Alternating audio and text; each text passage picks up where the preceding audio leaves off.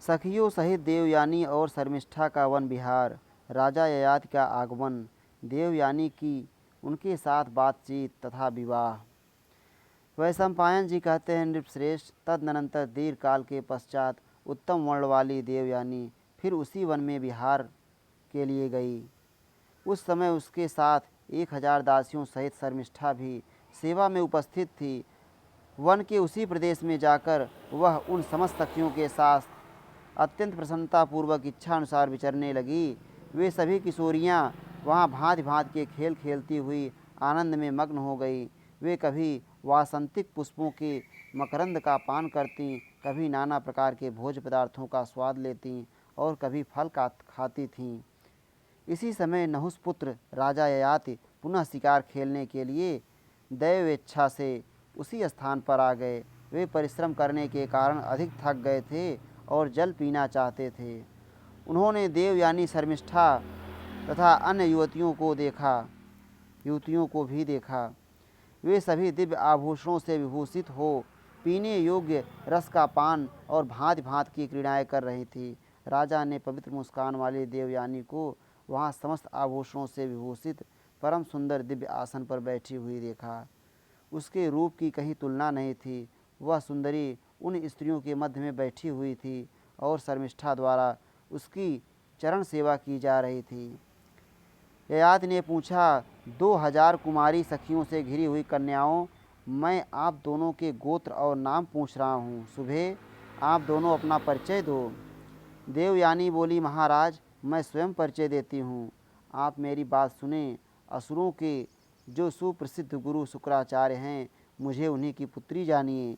यह दानव राज वृषपर्वा की पुत्री शर्मिष्ठा मेरी सखी और दासी हैं। मैं विवाह होने पर जहाँ जाऊँगी वहाँ यह भी जाएगी। ययाति बोले, सुंदरी, यह असुर राज की रूपवती कन्या सुंदर भौहों वाली शर्मिष्ठा आपकी सखी और दासी किस प्रकार हुई, यह बताइए। इसे सुनने के लिए मेरे मन में बड़ी उत्कंठा है। देवयानी बोली, नरश्रेष्ठ, सब लोग दैव के विधान का ही अनुसरण करते हैं। इसे भी भाग्य का विधान मानकर संतोष कीजिए। इस विषय की विचित्र घटनाओं को न पूछिए। आपके रूप और वेश राजा के समान है। आप ब्राह्मी वाणी विशुद्ध संस्कृत भाषा बोल रहे हैं। मुझे बताइए, आपका क्या नाम है, कहाँ से आए हैं, किसके पुत्र हैं? ययाति ने कहा, मैं ब्रह्मचर्य पालन पूर्वक संपूर्ण वेद का अध्ययन किया है। मैं राजा नहुस का पुत्र हूँ और इस समय स्वयं राजा हूँ। मेरा नाम ययाति है। देवयानी ने पूछा, महाराज, आप किस कार्य से वन के इस प्रदेश में आए हैं? आप जल अथवा कमल लेना चाहते हैं या शिकार की इच्छा से ही आए हैं? ययाति ने कहा, भद्रे, मैं एक हिंसक पशु को मारने के लिए उसका पीछा कर रहा था। इससे बहुत थक गया हूँ और पानी पीने के लिए यहाँ आया हूँ। अतः अब मुझे आज्ञा दीजिए। देवयानी ने कहा, राजन, आपका कल्याण हो। मैं 2000 कन्याओं तथा अपनी सेविका शर्मिष्ठा के साथ आपके अधीन होती हूँ। आप मेरे सखा और पति हो जाएं। ययाति बोले, शुक्र नंदिनी देवयानी, आपका भला हो। भाविन, मैं आपके योग्य नहीं हूँ। क्षत्रिय लोग आपके पिता से कन्यादान लेने के अधिकारी नहीं हैं। देवयानी ने कहा, नहुस नंदन, ब्राह्मण से क्षत्रिय जाति और क्षत्रिय से ब्राह्मण जाति मिली हुई है। आप राजर्षि के पुत्र हैं और स्वयं भी राजर्षि हैं। अतः मुझसे विवाह कीजिए। ययाति बोले, वरांगने, एक ही परमेश्वर के शरीर से चारों वर्णों की उत्पत्ति हुई है, परंतु सबके धर्म और शौचाचार अलग अलग हैं। ब्राह्मण उन सब वर्णों में श्रेष्ठ हैं। देवयानी ने कहा, नहुस कुमार, नारी के लिए पाणी ग्रहण एक धर्म है। पहले किसी भी पुरुष ने मेरा हाथ नहीं पकड़ा था। सबसे पहले आप ही ने मेरा हाथ पकड़ा था, इसलिए आप ही का मैं पति रूप में वर्ण करती हूँ। मैं मन को वश में रखने वाली स्त्री हूँ। आप जैसे राजर्षि कुमार अथवा राजर्षि द्वारा पकड़े गए मेरे हाथ का स्पर्श अब दूसरा पुरुष कैसे कर सकता है?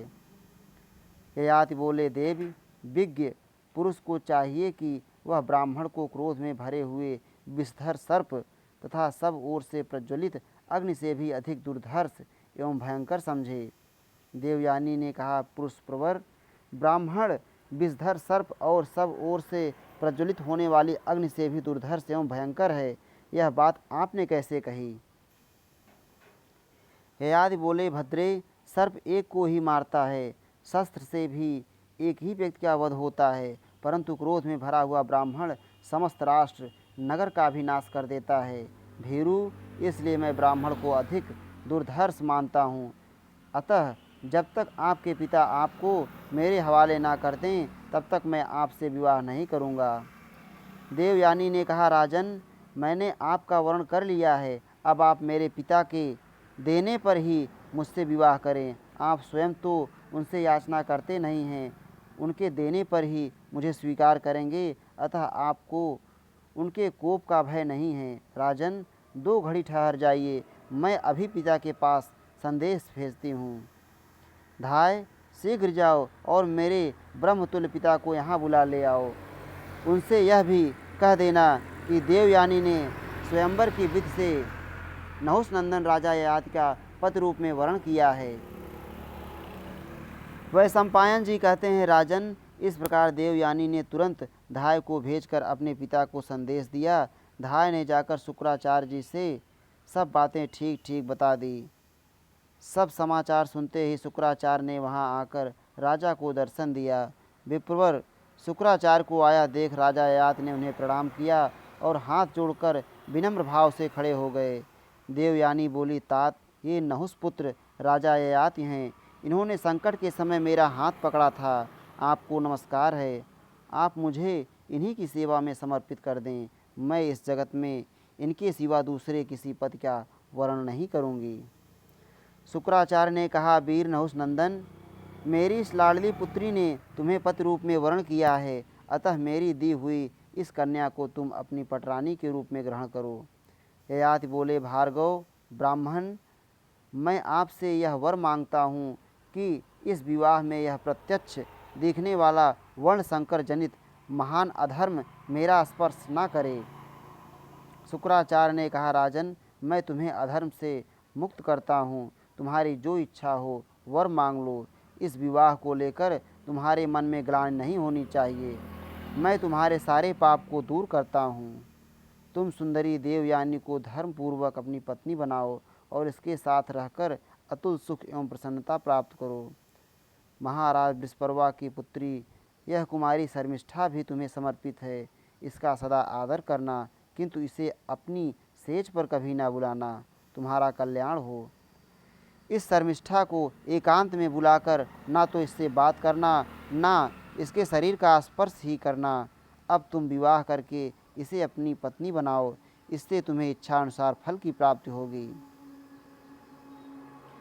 वैशंपायन जी कहते हैं, जन्मेजय, शुक्राचार्य के ऐसा कहने पर राजा ययाति ने उनकी परिक्रमा की और शास्त्रोक्त विधि से मंगलमय विवाह कार्य संपन्न किया। शुक्राचार्य से देवयानी जैसी उत्तम कन्या शर्मिष्ठा और 2000 अन्य कन्याओं तथा महान वैभव को पाकर दैत्यों एवं शुक्राचार्य से पूजित हो उन महात्मा की आज्ञा ले नृपश्रेष्ठ ययाति बड़े हर्ष के साथ अपनी राजधानी को गए। इत श्री महाभारते आदि पर्वणि संभव पर्वणि ययायुत उपाख्याने 81तमो अध्याय। इस प्रकार श्री महाभारत आदि पर्व के अंतर्गत ययायुत उपाख्यान विषयक 21वां अध्याय पूरा हुआ। श्री राधा वल्लभ लाल की जय।